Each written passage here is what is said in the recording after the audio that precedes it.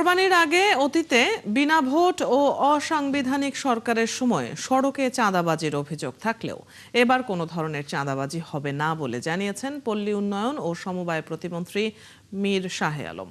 বুধবার সকালে গাবতলী গরুরহাটের ব্যবস্থাপনা উন্নয়ন এবং বাস টার্মিনালে প্রবেশের নতুন সড়ক নির্মাণ কাজের অগ্রগতি পরিদর্শনে গিয়ে তিনি এসব কথা বলেন। প্রতিমন্ত্রী জানান, কোরবানির পশুর হাটে ক্রেতা ও বিক্রেতাদের নির্বিঘ্নে কেনাবেচা নিশ্চিত করতে কয়েক স্তরের নিরাপত্তা ব্যবস্থা থাকবে।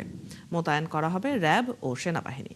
এ সময় প্রতিমন্ত্রী আরও বলেন, হাটে নকল টাকা প্রতিরোধে বিশেষ ব্যবস্থা নেওয়া হবে। পাশাপাশি জরুরি সেবার জন্য স্থাপন করা হবে মেডিকেল বুথ। এর মধ্যে কোনো পশুর হাট বসানো যাবে না এবং ঢাকার যে পশুর হাটগুলি নির্ধারিত উত্তর এবং দক্ষিণ সিটি কর্পোরেশনের নির্ধারিত পশুর হাটের বাইরে নতুন করে যত্রতত্র কোনো হাট বসবে না। এখানে কি নতুন রাস্তা হচ্ছে, এই রাস্তাটি আগামী 2-1 দিনের মধ্যেই কাজ সম্পূর্ণ হবে।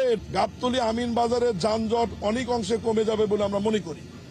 পশুর হাটগুলোতে আমাদের সম্মানিত পুলিশ বাহিনীর পাশাপাশি সেনাবাহিনী, র্যাব এবং প্রয়োজনে অন্যান্য আইন শৃঙ্খলা বাহিনীর প্রয়োজন হলে সেটি আমরা মোতায়েন করব। বিজিবিও মোতায়েন করা হবে। এর বাইরে এখানে স্বাস্থ্য ক্যাম্প থাকবে। নকল টাকা যাতে কেউ ব্যবহার করতে না পারে, এটা ব্যাংকের লোক মেশিন নিয়ে এখানে উপস্থিত থাকবে।